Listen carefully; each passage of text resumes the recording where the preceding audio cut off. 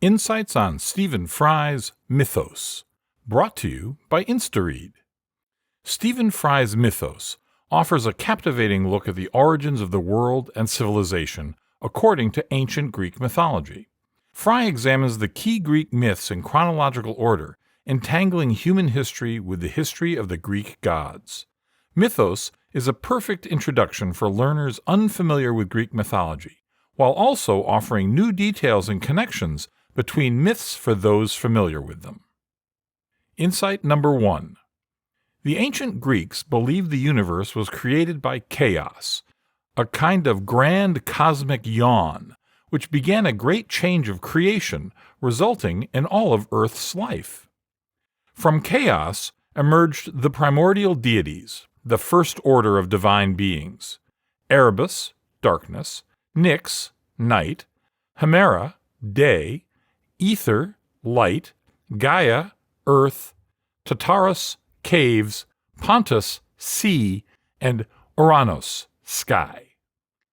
Time began when Uranos and Gaia came together. Together, they had 12 children who became the second order of divine beings. Not satisfied with just 12 offspring, they created 2 sets of triplets, the 3 Cyclopses, and a set of triplets with 50 heads each. Uranos was repulsed by their ugliness, so he pushed both sets of triplets back into Gaia's womb. Filled with pain and anger, Gaia approached her 12 children, asking them to help her destroy their father. All her children refused to help Gaia kill Uranos, except their youngest son, Kronos. Using a sickle his mother gave him, Kronos attacked his father one night when his parents were about to engage in an act of lovemaking. Kronos sprang out of the dark, sliced off his father's genitals, and tossed them out to sea. In his rage, Uranos cursed Kronos. "May your children destroy you as you have destroyed me." Having promised his mother he would free her from her agony, Kronos sliced her open and out-tumbled the children who had been pushed back into her womb. From Uranos' severed genitals in the water, Aphrodite, the goddess of love and beauty, was born.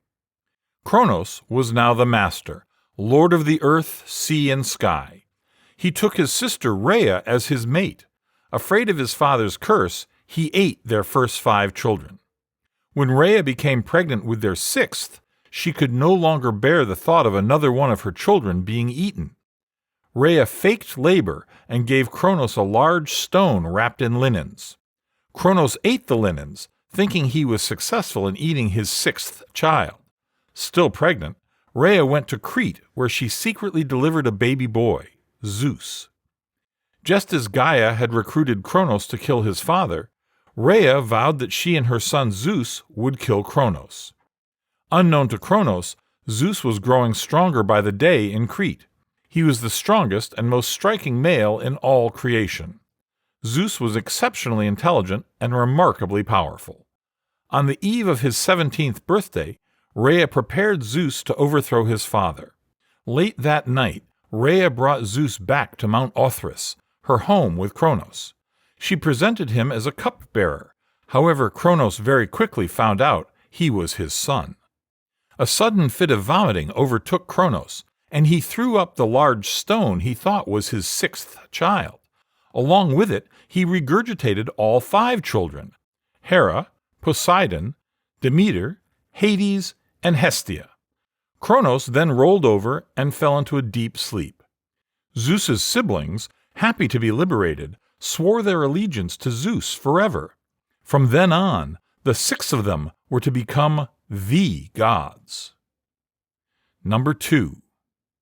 A terrible war raged on for the next 10 years, with Zeus and his siblings on one side and Kronos and their aunts and uncles on the other. Many islands and land masses were formed during these battles, and the continents reshaped to what we know today. In the end, Zeus was able to win the war thanks to an alliance with Kronos' undesired children, the Cyclopses and the 50-headed beasts.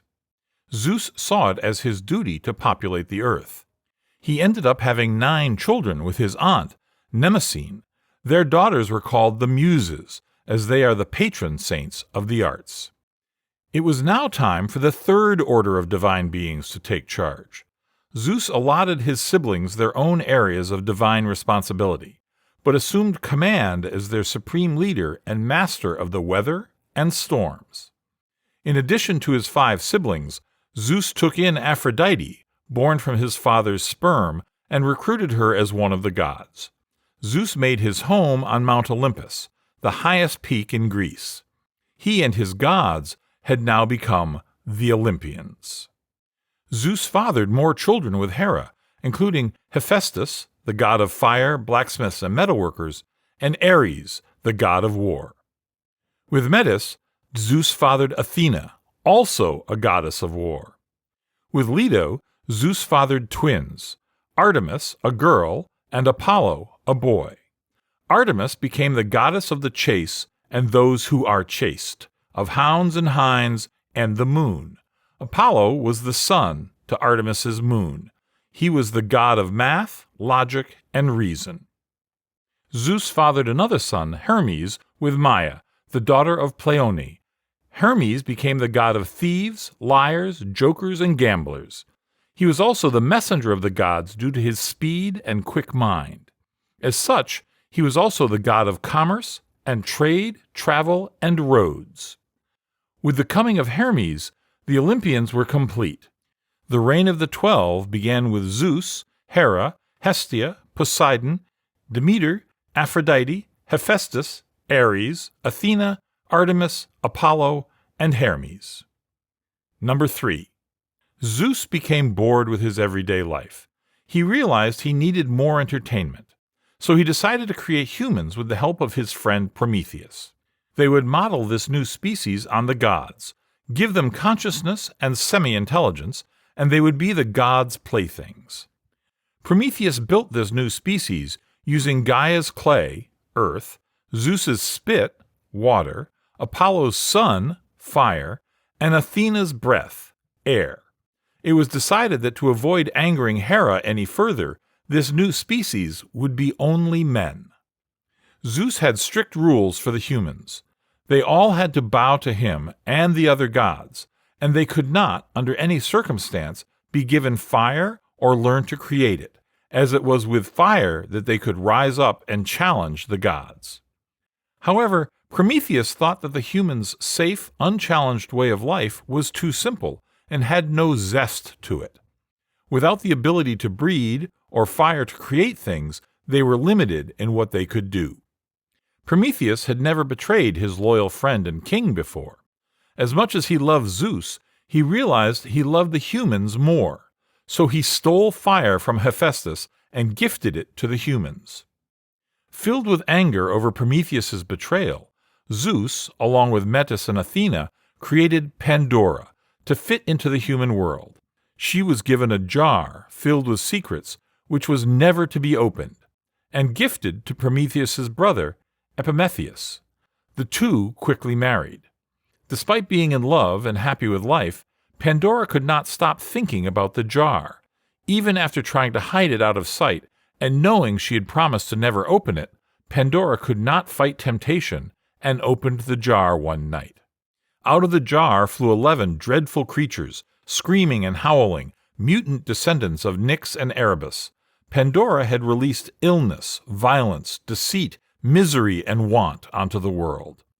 Death, disease, crime, and war became the eternal part of humanity. However, this time was not all despair. Some of the evils were offset by having fire and the ability to breed. Zeus realized it was only a matter of time before the humans could stand on their own. Zeus did all he could to try and stop mankind from growing and spreading, but he failed. The world became populated with descendants of Gaia, Prometheus, Epimetheus, and Pandora. Civilization began. Humans were now breeding, building cities and nations, and worshipping the immortal gods. Hades' underground kingdom was finally being filled due to death in the human world. Hades guarded his world so intensely that no one could escape, so death became permanent in human life. Number 4. Many of the gods were drawn to the mortal humans, making them their lovers and spouses. The gods often visited the humans while disguised as animals or humans themselves. When treated with respect, the gods rewarded the humans, but when treated with disrespect or hate, the gods punished the humans with devastation and death. Often humans who were granted wishes by the gods would request too much without thinking of the consequences. Such is the story of King Midas, a poor king who for his good service to Dionysus, the wine god, was granted a wish. His kingdom was suffering financially, so he wished that everything he touched would turn to gold. His wish was granted, but the consequences were dire, for everything he touched, including his wife, food, and water, would turn to gold. The lesson was clear. Don't mess with the gods. Do not trust them. Do not anger them. Do not barter with them. And above all, do not insult them. The gods were best left alone. We hope you enjoyed this video. Smash the like button, leave a comment, and subscribe to our channel. Visit instaread.co to get more insights from this and thousands of other books. Use the code YouTube to get a discount on your subscription.